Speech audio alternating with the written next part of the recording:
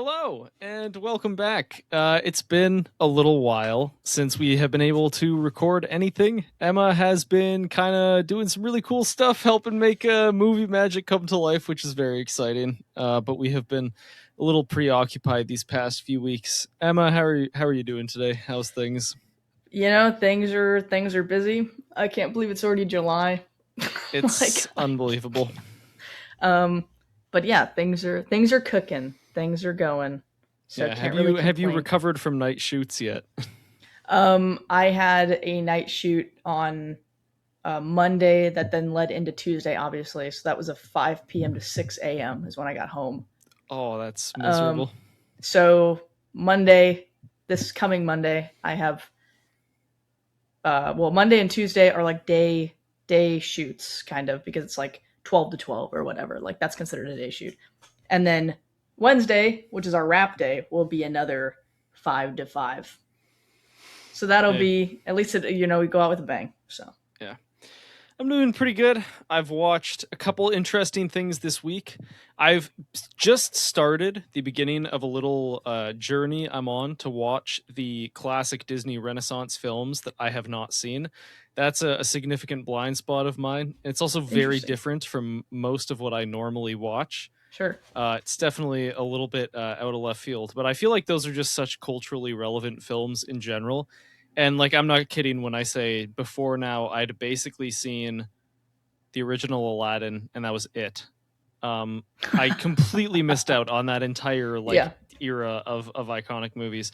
So I watched Hunchback of Notre Dame and I watched Hercules. I enjoyed both. What can I say? They were solid. They were pretty much exactly what I expected, but it was just like, good golden age, or not golden age, but I the mean, the yeah. best period of Disney. Hunchback is underrated, I think. Hunchback is very good. Like that's I a I underrated one. was I was kind of surprised actually at how like non-child friendly a I lot know of it's the not. theming and stuff. Like Frollo is not a good dude. So that was that. Two other things I watched. I went to the theaters and I watched Supergirl, which was a little disappointing. I was rooting for this film so hard. I've been in its corner since day one. I'm a DC person over Marvel. I loved Superman. I love Millie Alcock. Jason Momoa as Lobo is like lifted straight from the pages. It's perfect casting. But they went down the route that all bad adaptations go, which is that they didn't stick to the source material and the end product suffers for it, which is so many adaptations I feel like recently are having this issue where you start off with something that's so good, like for example Superman, and then they just, I don't know, doesn't seem like it's stuck the landing for me. I thought it was. Here's the thing: if this released in like 2013, it would have been perfectly fine. But the fact that it released in 2026 and we've had so many superhero films for so many years now, Yeah. and the fact that it just because it doesn't do anything really original or new or interesting, and because it just feels so derivative of so many other things we've seen up until this point, it just doesn't really have a good footing to stand on.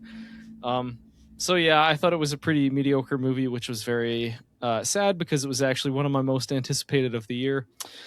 Oh well, I should know to expect this from DC, but I still have faith that Man of Tomorrow is going to be good next year. And then what I watched yesterday, I don't know if you caught this on my letterboxd. I watched Arnold Schwarzenegger Commando Oh, yesterday. great movie. Oh man, dude, that movie is so funny. It's like the it's like the quintessential just like Macho Man stupid shoot 'em up action movie. Oh Like yeah. it is so perfect for that ridiculous subgenre. I know I was gonna love it. I had a blast. Easily one of my favorite Arnold Schwarzenegger movies at this point. Other than that, I have not actually watched a ton of stuff lately either. I've been on the slump, in terms of movies. Yeah. But I mean, this month we're gonna get what? We're gonna get the Odyssey. We're gonna get Spider Man. We're gonna get a couple other things in there. I still haven't seen Leviticus, so I got plenty of stuff to I know watch. Leviticus didn't come out at my theater. It's really confusing. I didn't understand why it didn't. What? You Yeah, live in LA. How I does it? know. I've got two theaters within like driving slash walking distance from me, and like those are my go tos. One is like high commercial theater chain, and then the other is like a smaller one. and neither of them had Leviticus. And I was like, well, That's crazy. I don't have time to go somewhere else, so don't know. I am looking forward. I've seen like mostly positive reviews, and then but it's interesting because there was a few people who I think have really good taste in movies, and I usually tend to align with their opinions. So these are some friends of mine, and two of them really did not like it, which is interesting. So I'm curious if I will, which side of the fence I will end up on. But it does seem like something I would enjoy. Also, I just thought of this horror news. It's confirmed that Disasterpiece is doing the score for They Follow, same composer as It Follows, which is, of course, my favorite horror soundtrack of all time. Couldn't be more excited. I was already stoked for They Follow. It's now skyrocketed up to one of my most anticipated. What a great title. Keep it simple, man. It is good. It feels like it belongs to like the Aliens school of sequel naming, Yeah. Aliens, Alien 3. Yeah, I agree. So today, folks, we are mostly going to be doing just discussing a series of questions which I have prepared, which I think will generate some interesting discussion, hot takes, so to speak, some of which I agree with, some of which I don't. I don't know where Emma will land, but we will find out. And these are all horror movie related. But before we jump into that, unless you have anything else to talk about what you've been working on or anything interesting you've watched lately, I'm just assuming you haven't had too much time because of the shoot, but... Yeah, I mean, I did see before I went to the shoot, I did see a movie that did not get a lot of attention, but I saw a movie called Tuner. It's with, what's that actor's name?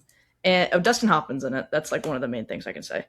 But Tuner, I think it technically came out in 2025, but obviously it got a widespread release this year. Dustin Hoffman, I'm thinking of the right person. That's like Philip Seymour Hoffman's son, right? Long Walk? No. That's Cooper Hoffman. Dustin Hoffman is like The Graduate. Word. And, yeah. Like, okay, I knew I was getting mixed up. Yeah. So Tuner stars Leo Woodall, who has been in a lot of stuff recently. I think I know who that is. But it's basically about this piano tuner who is hard of hearing, and he goes around New York City and Brooklyn with Dustin Hoffman, like tuning pianos, and he stumbles upon a house, and as he's tuning the piano, there are these guys robbing the house, and they can't get the safe open. And he doesn't really understand what they're doing, so he's like, hey, can you just shut up? Like, I'm trying to tune this piano.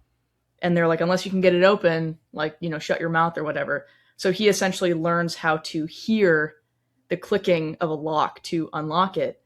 And when these burglars find out he can do that, they blackmail him to help them. And it's a very interesting story, but it's got a lot of great twists. Does this take place in the present day, or is this present day? Yeah. Oh, interesting. The writing sounds like a really 1950s great. Movie or something. No, it's really good, and it's super underrated. I mean, it's sitting at a 94 on Rotten Tomatoes. Not that we live our lives by that, but just to put to perspective. I really enjoyed it, and I hope more people see it. I am a little bummed that I feel like I missed a lot of movies that came out that I wanted to see, even if I didn't expect them to be great. Like I missed Masters of the Universe. I was a little bummed about that. You know what? I have heard from the small handful of people I know who went to go see Masters of Universe. They were all like, "Well, of course it's stupid, but it was fun." Yeah, and that's exactly. what all of them had to say. Every single one of them. So I feel like there's got to be something there that's worth watching. Exactly. And then I also missed. Talked about Leviticus. I missed The Invite. Maybe it's still showing around, but that one was hard to find. That's the new A24 one. Not that I care that much, but yeah. So I was a little bummed about that. But everything seems to be going on streaming pretty quickly, so I'm fine. Yeah, I mean, fair enough. All I know is that theaters are going to be taken over in the next 3 weeks because of all the blockbusters coming out. So yeah, it's going to be crazy, man. Those Obsession final, as it's petering its way out of theaters, it's at like.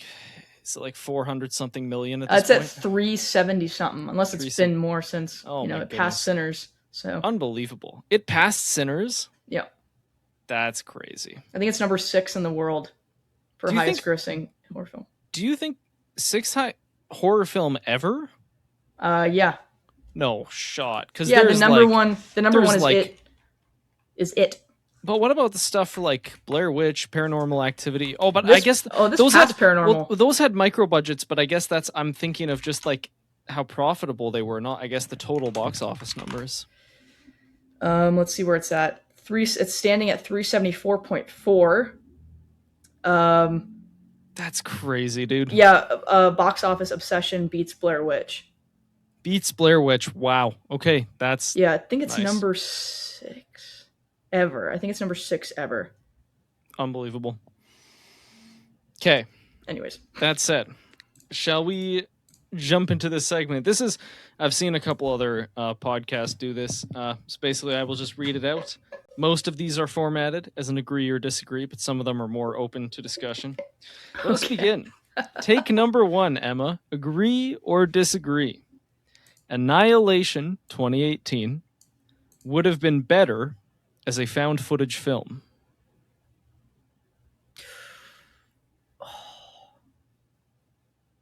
And I have to admit ahead of time, I know this is a little unfair because I've had time to think about my answers ahead of time, and I'm just springing these on you out of the blue. So perhaps next time we'll balance it a bit more. But that is the first question. Okay, here's the thing. I think if it was found footage, it would be a different movie. Which is fine. I think it would work as a found footage film, but I don't think... I think part of what makes Annihilation so flippin' good is the just bizarre visual environment, and the camera work, and obviously the graphics are so flippin' good. All the special effects, all the noises, everything like that. In terms of sound design and concept, like basic narrative structure, absolutely could work as a found footage film. And in fact, probably be much scarier as a found footage film. However, I think the philosophical depth that the dialogue holds, it would need to be the format that it's in currently. So it just depends on, So you just touched on my thought, which is that I think it would be even scarier as a found footage film. When I think of that movie, a lot of the moments that I really love are those really freaky parts like the bear or the pool or the tape recording or whatever. But the thing is, because this also exists as a book, that in many ways also delves deeper into the philosophical stuff, I feel more okay with altering it in sort of a way and changing it. And when I think about how interesting Annihilation could have potentially been as a found footage movie, and some of the creative ways they could have played around that, especially with how it's already incorporated into the original film in the first place. Yeah. I think I'm the opposite way. I think I would like it even more if it was found footage. I think it would have been great if they continued with the other books. Yeah, that's that also. Have you remember? I can't remember. Have you read the Southern Reach trilogy? I've read all of them, yeah. Okay, it's been a while. Just out of camera beneath me. I love that series. But obviously, like, the series is very different from what the movie became in certain ways. I mean, the second and third book don't even, like, we're not even talking about Lena anymore. Like, we're dealing with different characters. So yeah, I think it just depends. I mean, I would be super curious, and I would be like remiss if I wasn't like, oh, it would be flippin' scary. But I guess I think maybe my side of it too is like when I first saw Annihilation at the theater, I didn't think it was a horror movie. I didn't either. I was like, oh, that's a creepy science fiction film. So I think if it was going the more horror route, then absolutely it should be found footage, especially with all the crazy ending and stuff. I think that would have worked better as found footage. Just reading my mind. Can you imagine how incredible, like, also just putting you in the character's shoes, that like sense of the alien at the end of the film, it's so like difficult to understand and comprehend. And I feel like that would be almost even more amplified if you were seeing from more of a POV of the character, or maybe even if you just saw a little bit less of it, or maybe even, the footage is a little bit grainy and it just obfuscates some of the details a little bit. But yeah, whenever I think about that, it just, I think that's our answers for both of us. Take number 2. Oh, God. John Carpenter is the greatest horror director of all time. Agree or disagree? Agree. What about Mike Flanagan? Writer. I would say he's a great horror writer. Okay, I wouldn't say director. You might be right there, actually. I love his stuff, and I think he's great. But like, there are a lot of great episodes within his series that he's written that are directed by other people. Yeah, you know what? You might be right. I think I think he's the best writer in horror right now, for sure. Yeah. Okay, I can settle with that. I think you're pretty much spot on with that one. I can accept that. Moving on. Only Clayface will tell. Oh man, you got me so excited by saying that. Clayface. Yes. I mean, test screenings or whatever, you take it with a grain of salt. Headlines are always sensationalized anyways, but they are like overwhelmingly positive. So I'm very curious to see how that movie is going to end up. I hope it just feels like just a straight up horror movie. Like, it doesn't have to be connected to DC at all. Yeah, I agree. Anyways. 28 years later, The Bone Temple is the best film in the 28 Days Later franchise. Is it better than the original? I don't think it's better than the original. I think it is. I think Bone Temple has so much style and just flair and theatricality to it. Bone Temple for me is beating the original.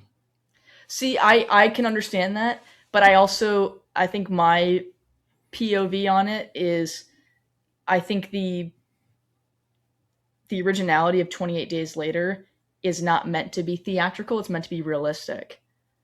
And I think that's why I think it's the best, because it's sort of, because prior to that, I think the better zombie films you had were all the Romero stuff, at least the first three.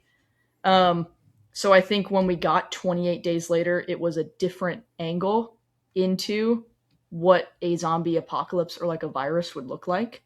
That was different than just decayed people walking around. Like, this was a different idea. Sorry, I just have to cut you off because I know I'll forget this thought. It's interesting how you say that, because at that time that was the new thing, and fast running zombies quickly became popular. But it's funny, as now someone who has lived through like the 2010s boom of zombie popular media, which has mostly been fast zombies, aside from, I guess The Walking Dead. It's interesting how like I very much prefer slow, more like magic voodoo based zombies, because to me that almost feels more exotic now. As opposed to the fast ones, which have become more, I feel like, culturally mainstream. Yeah. I think also, like, 28 years later, The Bone Temple, ours called The Bone Temple. I don't need to say that all 28 bones later. It doesn't really, and I'm totally fine with it. It doesn't feel like a zombie movie. And that's fine. Like, I love that movie. It's my number 2 of the year. Like, I love that movie. And I think I will rewatch it for many, many years, 28 years. Because I just think Ralph Fiennes is incredible. I think the Jimmies are hilarious. I think the whole Teletubby concept is so diabolically brilliant. But I think if I'm going off of the origin of the franchise, I just, like, 28 Days Later just feels like such a nostalgic film because of the way that it's recorded and made. And it genuinely scares the crap out of me. 28 Years Later doesn't do that for me. It doesn't freak me out. So I think, I guess I'm not as high on 28 Days Later as you are, but I gotta say that very first scene in the church where he's like, hello, he's talking to the father. It's the first infected he comes across. I think that's like, that scene is just a masterpiece. Like, it's so good. And whenever I think of 28 Days Later, that is always the scene I think of. Plus, I've mentioned in previous podcasts, Brendan Gleeson is one of my top 3 favorite actors of all time. And just to have him in the original is a treat. But as much as I love Brendan Gleeson, holy cow, I can't speak today. Ralph Fiennes is my number 1 favorite actor of all time. He is my absolute he is stellar favorite. In that. Ralph Fiennes is one of the few actors where I will go out of my way to watch every single film that they are in. And I think out of all of his performances, Bone Temple is a top 3 for me, along with probably Budapest and In Bruges. I mean, it's funny because, like, oftentimes my parents will text me like, oh, have you seen this? It's on streaming. Like, we want to watch this. So my parents had texted me and they were like, oh, like, we're going to watch 28 Years Later. And I was like, okay. And I was like, just giving you a heads up, it's a little weird. Because they've seen the first two. They've seen days later and weeks. Not that we really need to talk about weeks. But like days. And I told them, I was like, it's a very different movie.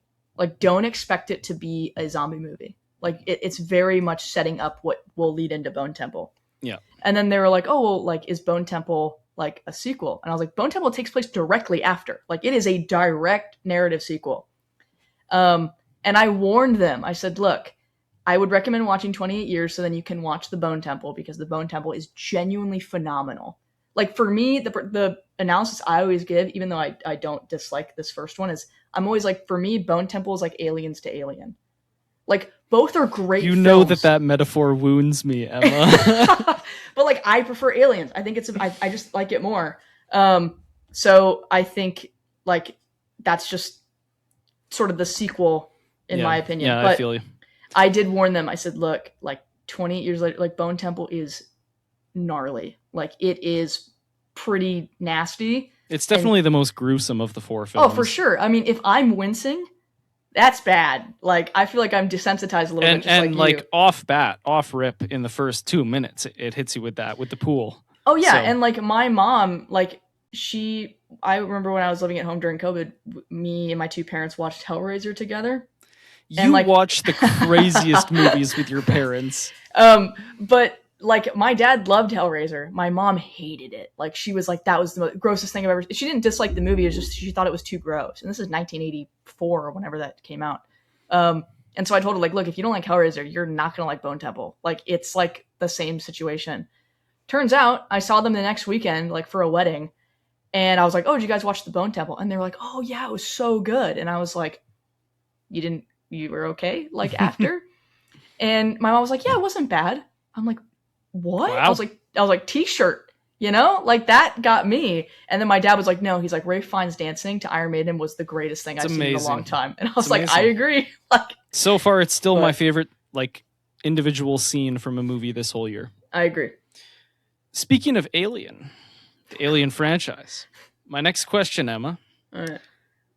The engineers were a net positive for the Alien franchise. Agree or disagree?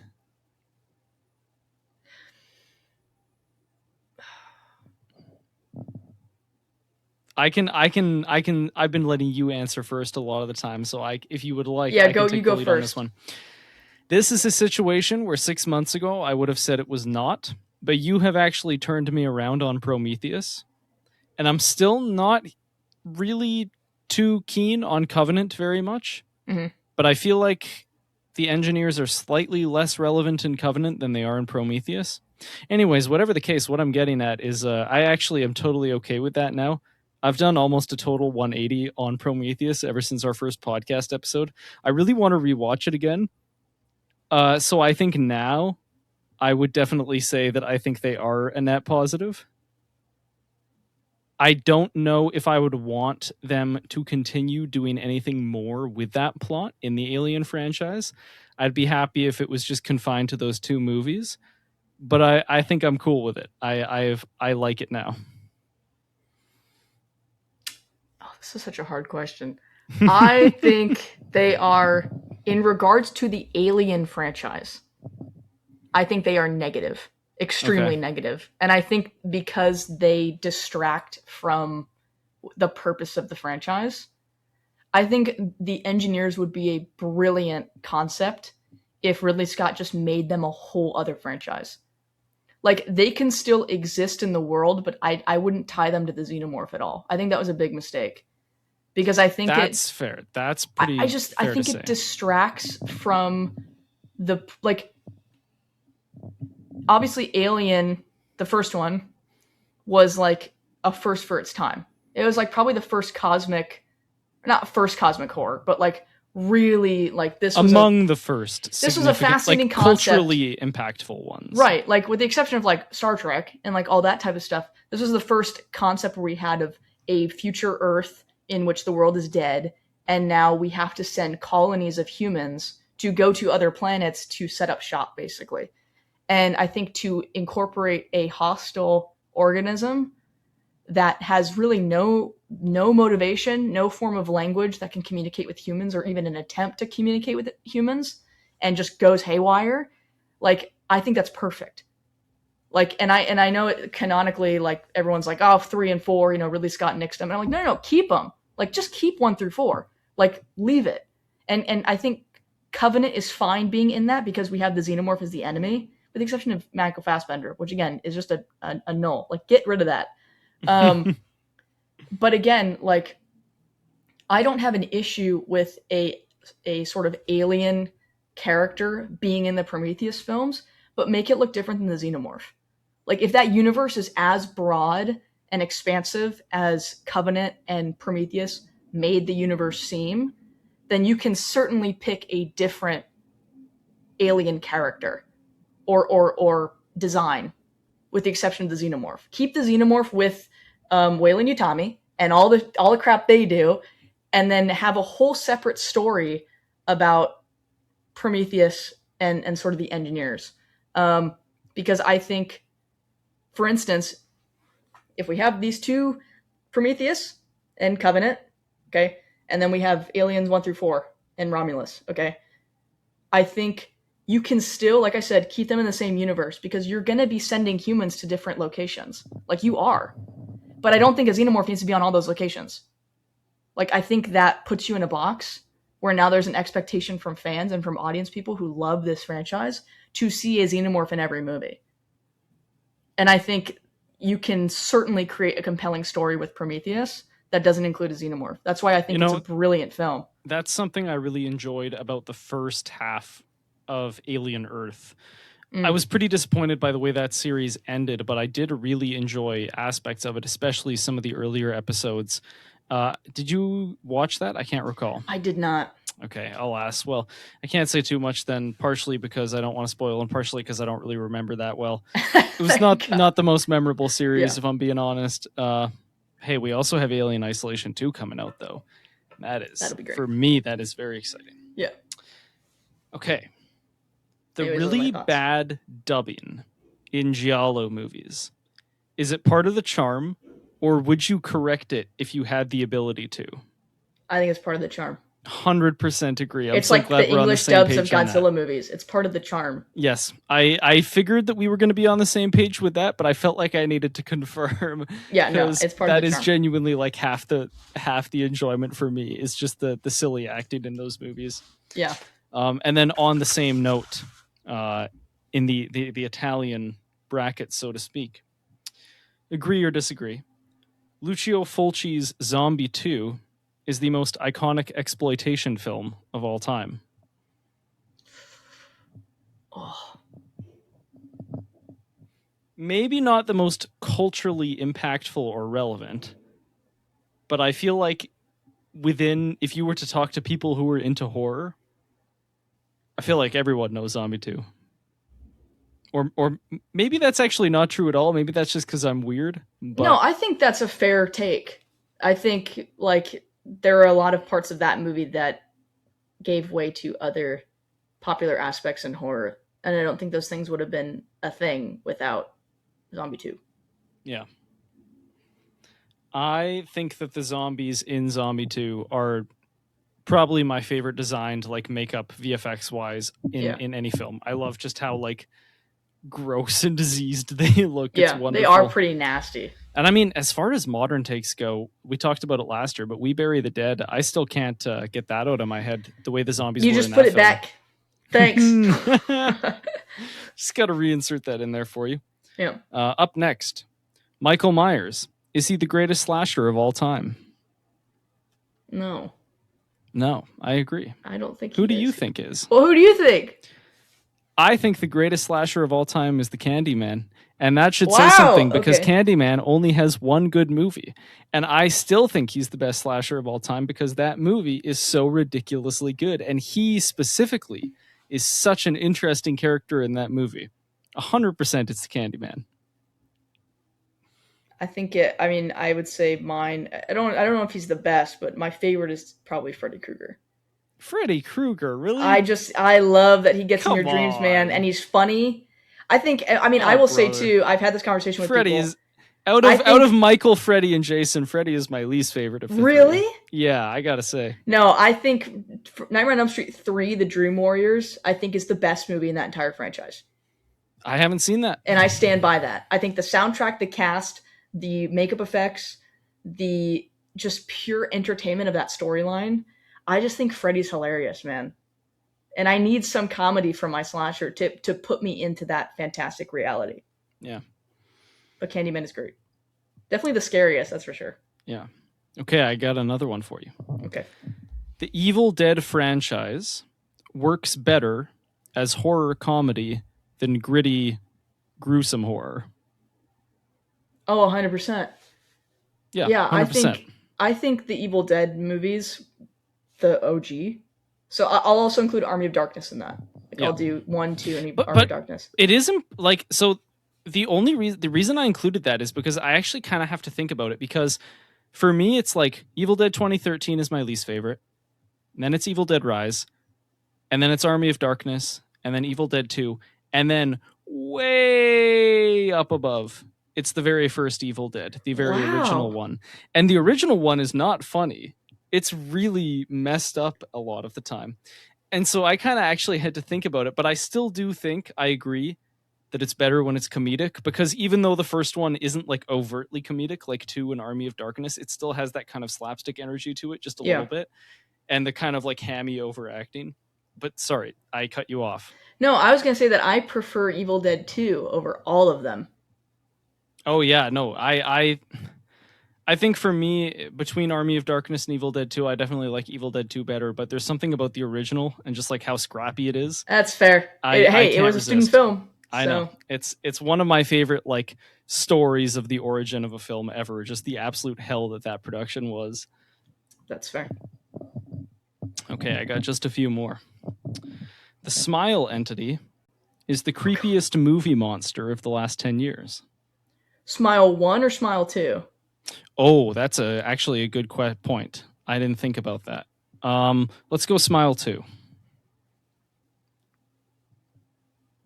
No, I think you need to see Keeper, dude. It's true. I haven't seen I think- Keeper, but I is it think the, we is it the should- one is it the one piece of imagery that I'm thinking of that was No, associated with the film where it's no. the faces? No. No, it's not the faces. No, There's no, worse than dude. that. I think Keeper, like, we should really do a reaction to it. Okay, I think we're gonna have to. Because I had this whole conversation on set because we were talking about Osgood Perkins, and I said that I would defend him with my life. I think like Keeper is a very poorly executed movie, and that's not on Osgood Perkins. That's not on anything. Like, what he did with the movie was great. It looks fantastic. The cast is great. The story is very good. I just think and this doesn't give anything away, I just think it either needed to be reorganized in terms of what happened first or whatever, or just completely rewritten. Because he didn't write it, it was someone else. But the concept is very good. I just think Okay. it got lost in itself, So you know? for me, I think the scariest monster of the last 10 years, and it turns 10 this year. This is right at the cusp of its run. But Shin Godzilla, dude. Shin Godzilla is one of the That's a good scariest one movie too. monsters Yeah, that ever. is a scary. Yeah, I didn't Shin think of that. Godzilla is terrifying. Yeah, that guy is. Yeah, F that guy. And then my last question, which segueing in with the Godzilla, to cap things off, Don't say. echoing the Evil Dead question, very similar. Serious Godzilla films versus unserious Godzilla films, which are more enjoyable generally? I mean, obviously the comical ones. I mean, like enjoyable. I don't listen. Well, if just I I guess just enjoyable. I mean, just like it's hard to say which do you think is better and just have that be like a definitive thing. But I mean, just I guess so it just boils down to what you like more, the serious or the goofy. Because Well, there's here's the thing. great examples on both sides. I mean, we talked about this in our tier list. Godzilla vs. Destroy is my favorite Godzilla movie ever. But I think if I was like, oh, I'm going to watch a Godzilla movie today, I'm probably going to put on Final Wars first before I put on Destroya, because Yeah. I just think it's hilarious Mhm. in the way that Godzilla just beats the crap out of everybody. 100%. So I think it. I don't I think my version of Godzilla, the one that I've always loved, has never been like a villain, if that makes sense. So Yeah. if I watch Shin Godzilla -1, the first Gojira 1954, like any of that, like And I definitely think. Go ahead. I'm with you because, well, I mean, of course I love like versus Hedorah and stuff, but Yeah, also, exactly. you know, it's, oh shoot, I lost my train of thought. I hate it when Godzilla, that Shin Godzilla, happens. entertainment, comical. Get Uh, there. oh, I remember what it is now.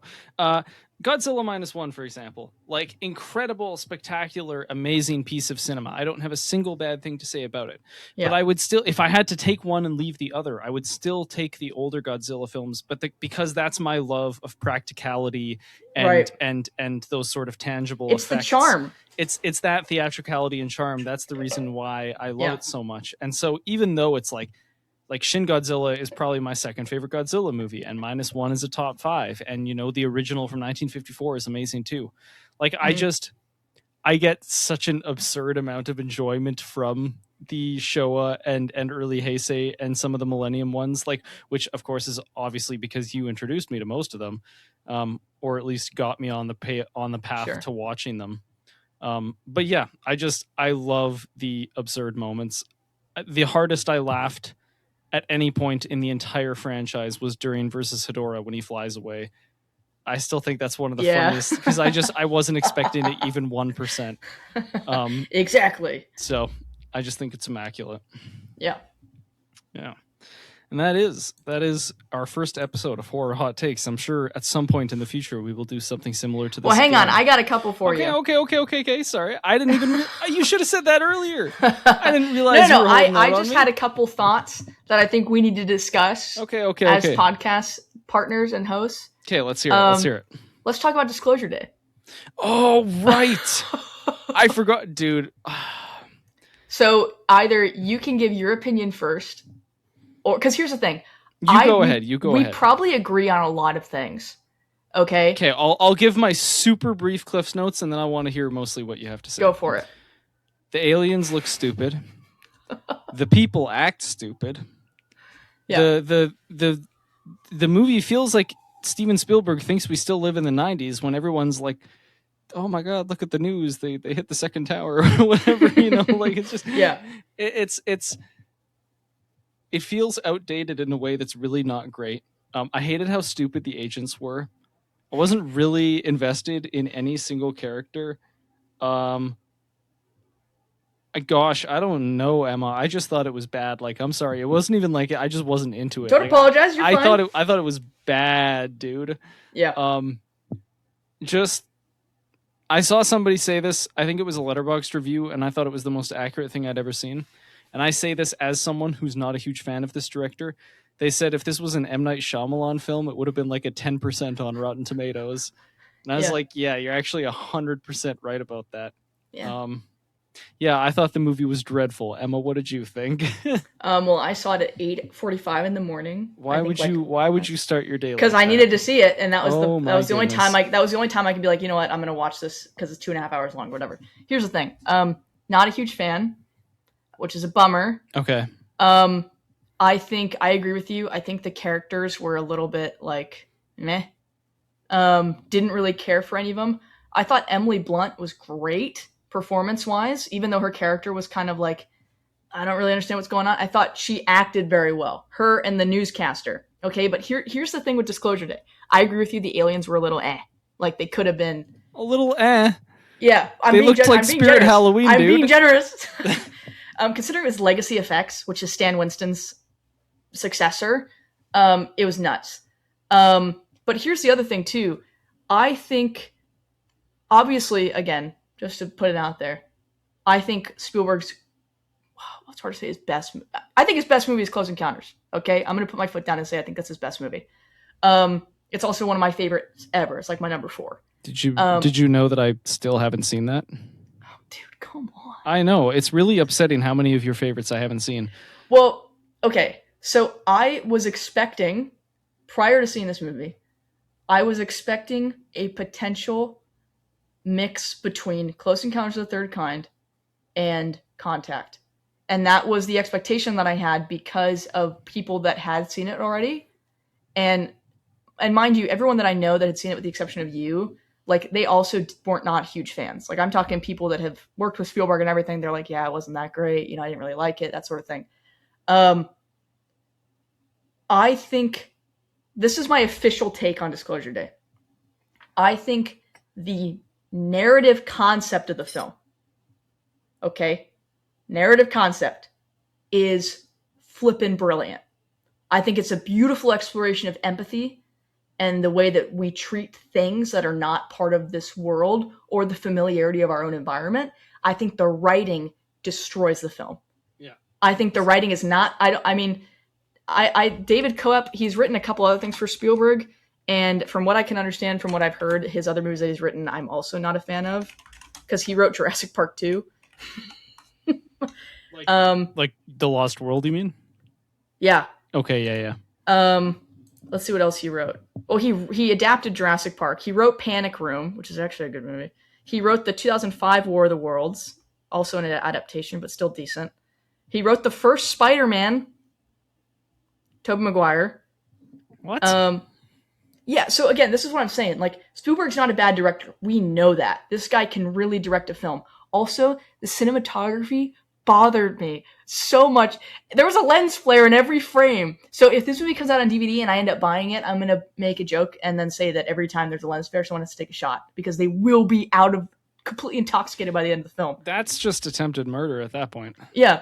He also wrote Black Bag. That's a great movie. So yeah, something got lost in the sauce here because again, the concept is very good. It's a very unique story that really could have had some incredible psychological, philosophical depth to it, but the writing just felt very dry. Like it felt so surface level for the concepts that were being executed.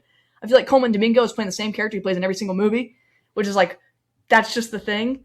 And like, if you have two characters, so spoiler alert for people who haven't seen Disclosure Day, if you have Josh O'Connor and Emily Blunt that both have this unbelievable supernatural power and have somehow been, I don't want to say touched, but impacted by the aliens, go with that. Like, dig into that. Like, I'm so curious about that. I'm so curious about the concept of they were clearly children when this happened.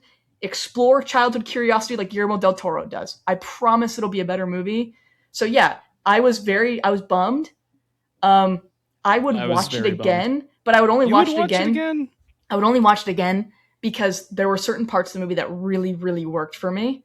Like what? Like the ending with the reporter, or the ending with the reporter? I liked that a lot. I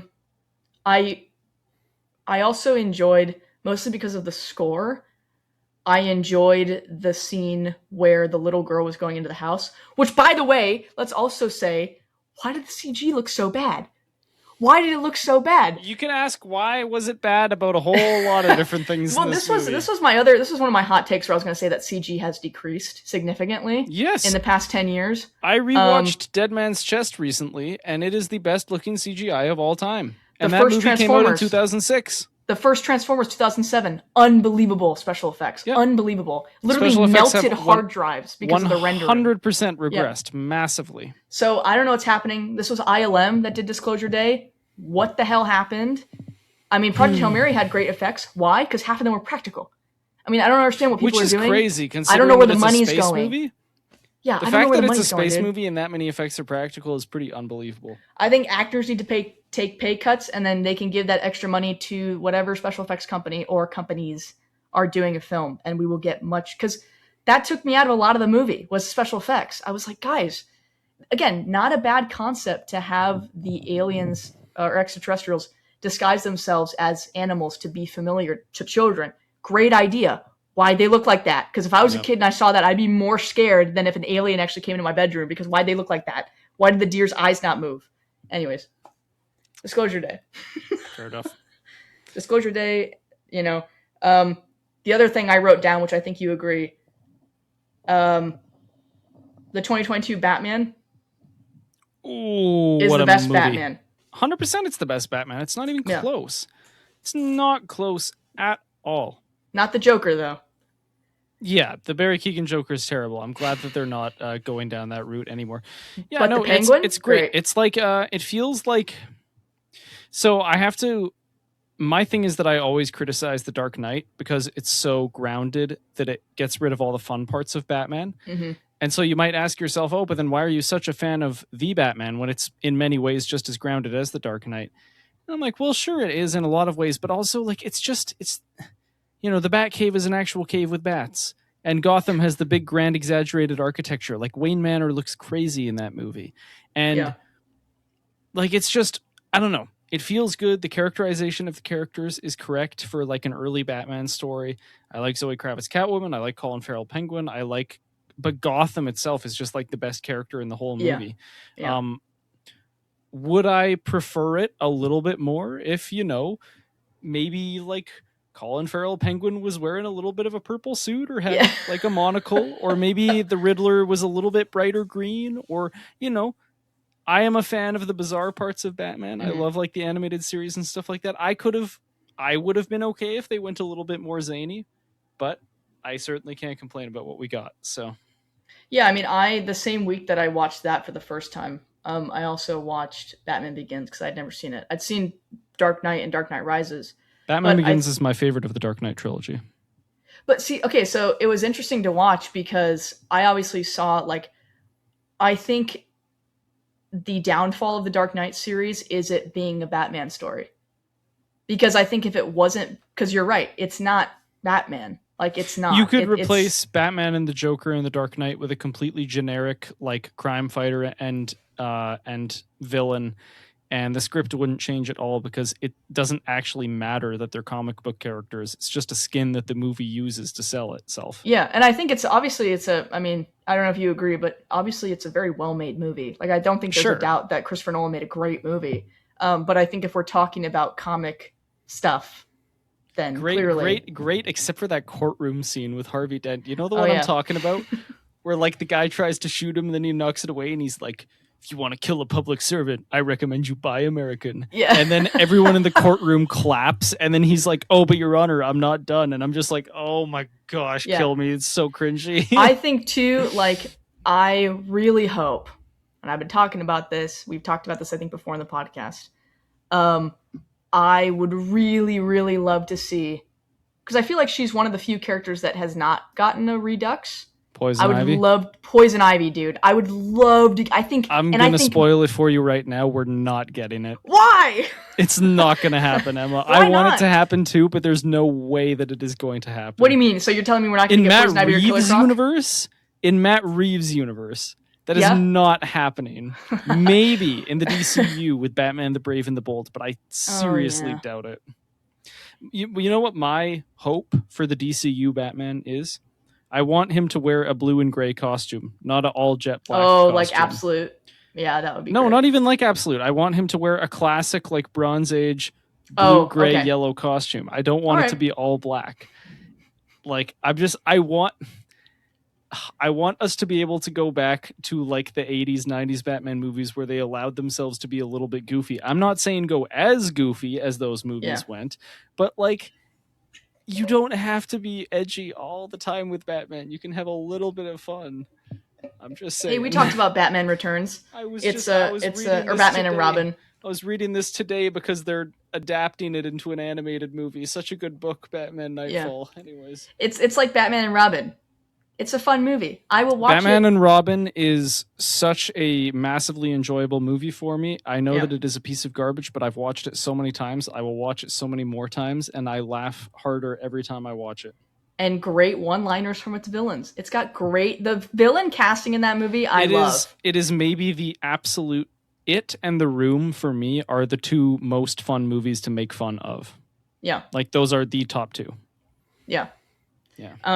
I'm trying to think of other things that I had. I mean, I was going to go on a whole spiel about the F1 movie, but I think I've done that in the podcast already. I mean, hey, we're at 50 minutes. We can call it here. Hey, there you go. Folks, thank you for tuning in to this episode. We are going to be recording a couple reactions soon. Inland Empire and Beyond the Black Rainbow. Inland Empire, I've seen, Emma hasn't. I'm excited to see what she thinks about that. I think my favorite part of Inland Empire is that the top most popular Letterboxd review is just a question mark. I didn't know that. Yeah. That's awesome. And we're also watching Beyond the Black Rainbow, which is going to be the first time on the channel we're actually watching a movie that both of us haven't seen. Yeah, and I which think is also I sent you. He's doing another one, right? Kristen Yeah. Stewart's in it. Yeah, okay. Yeah, I think they started work on his next movie, which is exciting. Cool. The son of the guy who directed Tombstone, as fate would have it. So Crazy fate. anyways, folks, thank you for tuning in. We will catch you next time. And until then, take it easy.